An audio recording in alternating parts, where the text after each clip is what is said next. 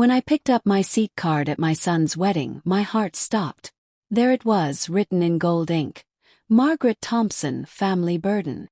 The bride's mother, Mrs. Blackwood, giggled behind her diamond-covered hand while her rich friends whispered and pointed. I folded that card, put it in my old purse, and walked straight to the parking lot. One phone call later, their perfect world started falling apart. If you love family drama stories, hit that subscribe button and tell me in the comments where you're watching from. This mess began 8 months ago when my son David brought home his girlfriend, Isabella Blackwood. She was stunning, with perfect blonde hair and clothes that cost more than I made in 3 months. The Blackwood family owned half the real estate in our town. When she first visited my small house, Isabella wrinkled her nose like something smelled bad. "Oh wow," she said, looking at my garage sale furniture. "You really make the most of having so little, don't you?" I just smiled and offered her tea in my chipped cups. The engagement dinner was held at the fanciest restaurant in town. I wore my best dress from the thrift store and felt like a fish out of water. Mrs. Blackwood introduced me to everyone as David's poor mother who works at the grocery store. She said it loud enough for the whole restaurant to hear. When I offered to help pay for the wedding, Mr. Blackwood actually snorted with laughter. "That's sweet, Margaret, but this wedding will cost more than you make in 5 years. I just nodded and kept eating my salad. Their country club was full of people who looked at me like I had crawled out from under a rock. Women in fur coats and men wearing watches that cost more than cars whispered behind their champagne glasses. When I tried joining conversations, they would smile fake smiles and change the subject to things like private jets and European vacations. One woman actually asked me if I knew how to use the fancy bathroom fixtures. I laughed politely while planning something they would never see coming. Planning this wedding was like watching a movie where I wasn't allowed to speak. Every choice was made by Isabella and her mother while I sat quietly in corners. When I suggested simple flowers from the local shop, Mrs. Blackwood rolled her eyes. "Margaret, darling, we're not having a backyard barbecue. This is a proper wedding." Everything had to be perfect, expensive, and completely out of my supposed price range. But I kept quiet, nodding along while secretly making my own plans. Isabella never missed a chance to remind me about money.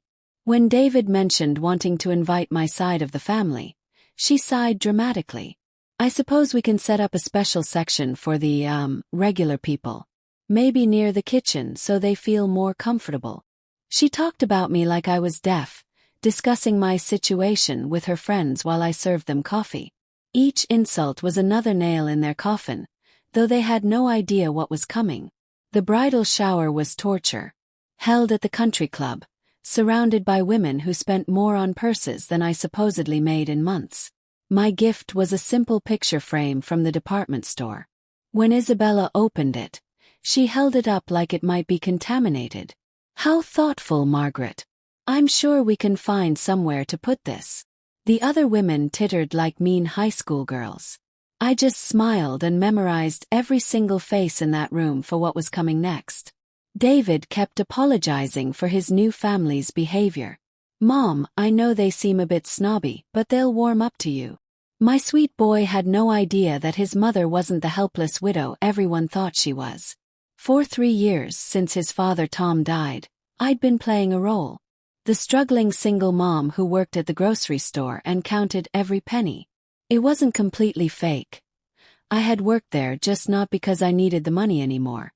Tom had left me something the Blackwoods never suspected. His construction company had grown into the biggest development firm in 3 states. Every shopping mall, office building, and apartment complex they'd built their wealth on. My late husband's company built half of them. When Tom died, I inherited everything but kept working my grocery store job because I wanted to see who people really were when they thought I had nothing. The Blackwoods failed that test completely. Wedding day arrived with sunshine and perfect weather. The Blackwood estate looked like a fairy tale with white flowers everywhere, and a string quartet playing near the gazebo. I wore my nicest dress, a simple blue one from the discount rack, and felt proud watching my son get married. For a moment, I almost forgot about the cruelty I'd endured. Almost believed that maybe Isabella truly loved David and would treat our family better. Then I saw the seating chart and my heart sank again. The ceremony was beautiful. David looked so handsome in his rented tuxedo, and Isabella was stunning in her designer gown that cost more than most people's cars. I cried watching them exchange vows, remembering when David was just a little boy who used to bring me dandelions and call them the most beautiful flowers ever. But when Isabella's eyes met mine during the kiss, there was no warmth there. Just cold calculation, like she was already planning my next humiliation. The reception tent was decorated like a palace with crystal everywhere and flowers flown in from some fancy place. I found my assigned table in the very back corner, right next to the kitchen doors where servers rushed past with trays. The other guests at my table were distant cousins David barely knew. Meanwhile, the Blackwood family sat at the head table like kings and queens, toasting their daughter's excellent catch, while completely ignoring the groom's family. That's when I found my place card. Not just Margaret Thompson like everyone else's simple cards. Mine read Margaret Thompson, the family burden, in Isabella's perfect handwriting. Mrs. Blackwood saw me reading it and burst into laughter. "Oh, Isabella, you're terrible," she said loud enough for nearby tables to hear. Though I suppose honesty is important in families. The whole Blackwood table started laughing like it was the funniest joke they'd ever heard. I picked up that card and walked straight out. I found a quiet spot by the rose garden and pulled out my phone. My hands weren't shaking because I wasn't scared or hurt anymore. I was angry, and I'd learned from Tom that anger combined with power could move mountains. "Hello, James. It's Margaret. Yes, I know it's Saturday evening, but I need you to start the Blackwood project immediately. Tonight." James Morrison had been Tom's lawyer and mine for 15 years. He knew exactly what the Blackwood project meant. "Are you absolutely sure about this, Margaret?" James asked. "Once we start calling in these debts, there's no stopping it. The family will lose everything within days." I watched through the garden as wedding guests danced and celebrated, completely unaware that their host's world was about to crumble. "I'm certain, James. And make sure you mention that the family burden sends her best wishes." The irony was perfect. The woman they thought was worthless was about to teach them what worthless really meant. I went back inside just long enough to kiss David goodbye and congratulate the happy couple. Isabella was glowing, accepting praise for her honest place cards with fake modesty. "Leaving already, Margaret?" she asked sweetly. "But we haven't even served dinner yet. I'm sure the kitchen staff could pack you a to-go box." More laughter from her family. "No need," I replied with a smile. "I have everything I came for." Which was true. I had confirmation that these people were exactly as cruel as I'd suspected. Sunday morning, I sat in my small kitchen with coffee and waited. By my calculations, Mr. Blackwood would get his first phone call around 9 o'clock. Banks don't waste time when millions are involved, even on weekends. You see, most people think money is about spending. But real financial power is about knowing which strings to pull and when to pull them. Tom taught me that during our 25 years together as he built his empire one smart decision at a time. The Blackwood family had made their fortune in real estate, but like many wealthy families, they lived beyond their means. Big houses, expensive cars, designer everything. All funded by loans and credit lines they thought would never be called in. What they didn't know was that Tom's company held mortgages on most of their properties. When he died, all those financial instruments became mine. I'd been watching and waiting for the right moment to use them. My phone rang at 9:23. David sounded panicked. "Mom, Isabella's crying. Her dad got calls from lawyers this morning about some emergency with their business loans. She's saying they might lose the house. Do you know anything about this?" I sipped my coffee, watching birds build nests outside my window. "How would I know about their business affairs, honey? I'm just the family burden, remember?" "Mom, please. This isn't funny. Isabella's family is in real trouble here." "Are they in trouble, David?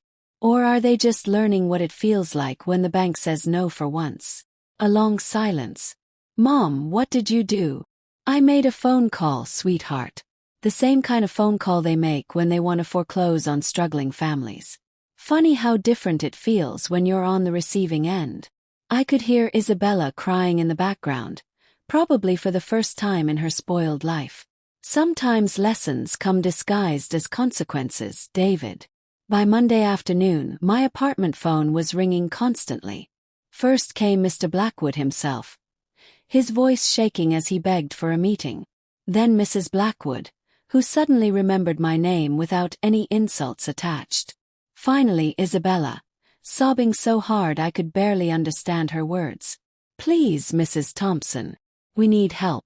Daddy says we might lose everything. I don't understand how this happened so fast." Fast. Honey, this took years of careful planning. I'd been buying up their debts one piece at a time. People always assume that wealth means wisdom, but the Blackwood family had made every financial mistake in the book. Over-leveraged properties, risky investments, credit lines stretched thinner than spider webs. All I'd done was pull a few key threads and watch their house of cards tumble down. Tom always said the best business moves look like accidents to everyone else. The Blackwoods thought they were victims of bad luck.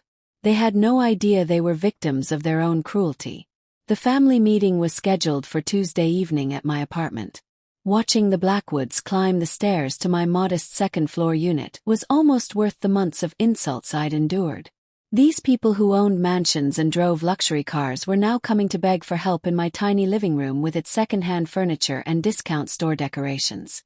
Mr. Blackwood kept looking around like he couldn't believe people actually lived in places like this. "Mrs. Thompson," Mr. Blackwood began, his voice humble for the first time since I'd known him. "We understand you might have some influence with our creditors. Our lawyers traced the ownership of our loans, and they all seem to connect back to Thompson Development Corporation." I poured tea from my grocery store teapot into mismatched cups. "My late husband's company, yes. He was very good at spotting promising real estate opportunities. Apparently, your family provided many of them over the years." Isabella looked like she hadn't slept in days. Her perfect makeup was gone, replaced by dark circles and worry lines I'd never seen before. "I don't understand any of this," she whispered. "How can someone who works at a grocery store control our family's loans?" I smiled gently. "Oh, sweetheart, I don't work at the grocery store because I have to. I work there because I choose to. There's a big difference between needing a job and wanting to stay connected to real people." "You mean you're rich?" Mrs. Blackwood asked, her voice barely a whisper.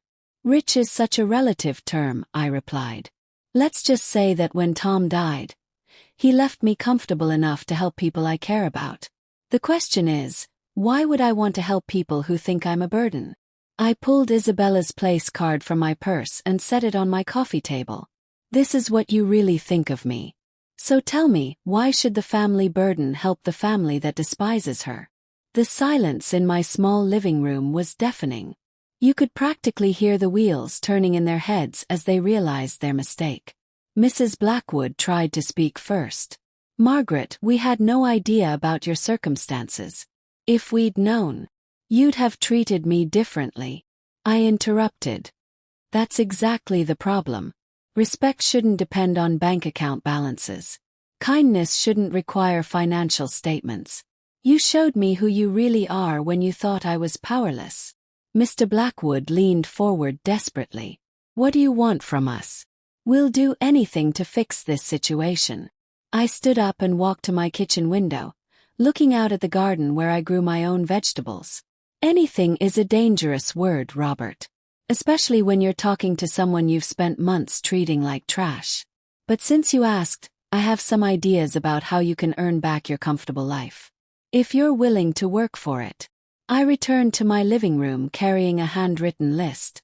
"Isabella, you're going to spend the next 6 months working at Sunshine Senior Center, helping elderly people with daily tasks. Cleaning, cooking, listening to their stories. Minimum wage, 40 hours a week." Her mouth fell open. "But I've never had a job before. I don't know how to do any of those things." "Then you'll learn. Education comes in many forms. Some of the most important lessons happen outside fancy schools." "Mrs. Blackwood," I continued, You'll volunteer at the food bank every weekend for the next year. Serving meals, sorting donations, whatever they need. You'll meet the people your charity events pretend to help but never actually touch. She looked horrified. A food bank. But what will people think? They'll think you're finally doing something useful with your time instead of gossiping about other people's financial situations. I smiled sweetly. Don't worry. I'm sure you'll adjust quickly to helping people less fortunate. And Robert, you'll be moving into a small apartment across town. 1 bedroom, basic cable, no maid service. You'll learn to cook your own meals and do your own laundry. Just until you can afford something better on your new salary at the hardware store. His face turned purple. Hardware store. I'm a successful businessman. Were, I corrected. Past tense. Success is about treating people right, not just making money. You failed that test when you laughed at the family burden. Isabella started crying real tears for the first time since I'd known her. Please, Mrs. Thompson. There has to be another way. We're sorry about the place card. It was stupid and mean. I sat back down, studying her face. Sorry because you got caught, or sorry because you hurt someone who loved your husband? She wiped her eyes with tissues from my discount store box. Both. I never thought about how my words affected other people. I just wanted to feel superior to someone. That's honest, I admitted. Honesty is a good start. But words have consequences, Isabella. Actions have bigger ones. Your family treated me like garbage because you thought I was powerless. Now you get to discover what powerless actually feels like. I leaned forward. But here's the thing about charity. Real charity isn't about money. It's about giving people chances to become better than they were. That's what I'm offering you. A chance to earn back everything you've lost. David arrived while we were still talking, looking confused and worried. Mom, what's going on here? Isabella's been crying all morning. I showed him the place card with family burden written in gold letters. His face went white. Isabella, you wrote this. She nodded miserably. I thought it was funny. I didn't know your mom was. Was what? Yes. Important. Wealthy. Worthy of basic respect. I shook my head. Those things shouldn't matter when treating people with kindness. You see, David, your father and I built Thompson Development together. When he died, I inherited everything. Every shopping center, apartment building, and office complex in this region. Including the ones that generate the Blackwood family's rental income. David's jaw dropped. You're kidding. I don't joke about business, sweetheart. Your new in-laws just learned that their landlord is the woman they've been calling a burden for 8 months. The irony was delicious. They'd been paying rent to me all along. So you could have stopped all of this any time. Isabella asked, her voice tiny. Of course. But then how would you have learned what kind of person you really are? Money doesn't create character, Isabella. Just reveals it. You showed me yours when you thought I was powerless. Now I'm showing you mine. I gestured to my simple apartment. Real wealth isn't about showing off. It's about having choices. I choose to live simply because stuff doesn't make people happy. Relationships do. Over the following weeks, I watched Isabella transform. Working at the senior center taught her patience as she helped elderly residents who moved slowly and needed extra care. She learned to braid hair, play card games, and listen to stories about the Great Depression from people who'd actually lived through it. Mrs. Thompson, she called me one evening, exhaustion clear in her voice. Mrs. Garcia taught me how to make real Mexican food today. She said I'm finally getting good at chopping vegetables without cutting myself. Mrs. Blackwood's volunteer work at the food bank was equally educational. The woman who'd never prepared a meal in her life was now serving soup to homeless families and sorting donated clothes. I met a little girl today, she told me during one of our weekly check-ins. She was so excited about getting new shoes from the donation box. I realized I have 30 pairs of shoes at home and never appreciated any of them. Progress. Slow but real progress toward becoming actual human beings. Mr. Blackwood struggled most with his new reality. Learning to operate a washing machine and cook instant noodles was humbling for a man who'd always had staff to handle such things. "I burned my first 3 attempts at making eggs," he admitted during a family dinner at my apartment.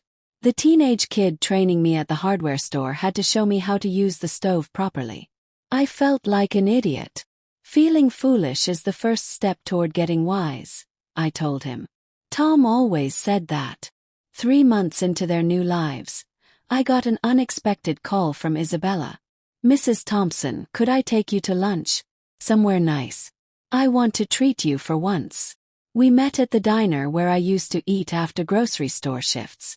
Isabella arrived in her work clothes from the senior center, her hair in a simple ponytail instead of an expensive style.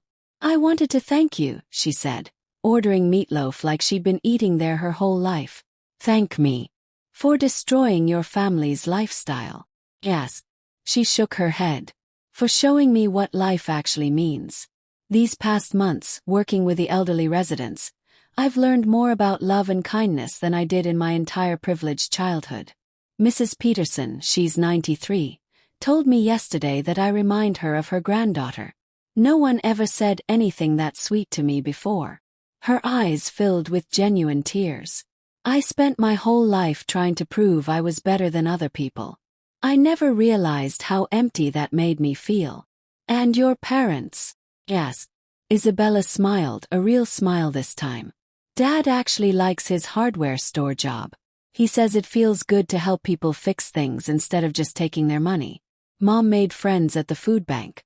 Real friends who like her for who she is, not what she owns." She reached across the table and touched my hand. "We were horrible to you, Mrs. Thompson. You had every right to destroy us completely. But instead, you saved us from ourselves." After lunch, we walked past the senior center where Isabella worked. Through the window, I could see elderly residents playing bingo and laughing together. "That's where I learned what real wealth looks like," Isabella said. "Mr. Johnson, he's 87 and fought in 3 wars. He has nothing but the clothes on his back, but he's the happiest person I've ever met. He told me happiness comes from giving, not getting." He paused. "I finally understand what you were trying to teach us." 6 months after the wedding, I made another phone call to James Morrison. "It's time for Phase 2 of the Blackwood project," I told him. "Restore their properties, reinstate their credit lines, and transfer Mr. Blackwood back to his executive position. But with one change. He'll now be running our new affordable housing division." James chuckled. "Still teaching lessons, I see." "The best lessons never end," I replied. "They just evolve into opportunities to help others learn." When I called the family with the news, the reactions were everything I'd hoped for. Tears of joy, gratitude, and something new. Genuine humility. "Why?" Mr. Blackwood asked. "After everything we put you through, why give us back our lives?" "Because you earned them," I said simply. "Not with money or status, but with sweat, service, and the willingness to change. That's the only currency that really matters in the end." The second wedding reception, our family's private celebration, was held in my apartment. Isabella cooked the meal herself, simple food served on my mismatched plates. Mrs. Blackwood brought flowers from her own garden, not some expensive florist. Mr. Blackwood wore his hardware store name tag like a badge of honor. To Margaret, he toasted with grocery store wine in dollar store glasses. "Who taught us that charity isn't about money. It's about giving people chances to become their better selves." As I looked around my small living room filled with people who'd learned to see beyond surface appearances, I thought about Tom and how proud he'd be. The place card that read "Family Burden" was framed on my wall now, not as a reminder of cruelty, but as proof that sometimes the people others underestimate are the ones with the power to change everything, including hearts that seemed too cold to ever warm up again. David pulled me aside as the evening wound down. "Mom, I owe you an apology. I should have defended you from the beginning. I was so blinded by Isabella's beauty that I ignored how she treated you." I hugged my son tight. "Love makes us see what we want to see, honey. But sometimes the people we love need to fall down before they can learn to stand up properly. Isabella needed to lose everything to discover what she was really made of underneath all that privilege. And what was she made of? David asked. I looked across the room where Isabella was laughing with Mrs. Blackwood while they washed dishes in my tiny kitchen sink. Two women who'd never done their own cleaning were now working together like a real family. Gold, I said. Real gold. It just took some polishing to make it shine. The woman who'd written Family Burden had become the daughter-in-law I'd always hoped for. A year later, Isabella surprised me with a homemade birthday cake. Not from some fancy bakery, but baked in her small apartment kitchen with her own hands. I wanted to thank you again, she said as we shared cake and coffee. For what? For not giving up on me when I gave you every reason to. For seeing something worth saving when I couldn't see it myself. Pause. And for teaching me that the strongest people are often the quietest ones. The Blackwood family's transformation became legendary in our town. Mr. Blackwood's affordable housing projects won awards for helping working families find decent homes. Mrs. Blackwood started a foundation that actually helped people instead of just hosting fancy dinners. And Isabella. She became the director of the senior center, beloved by residents who called her their angel girl. All because they learned what charity really means.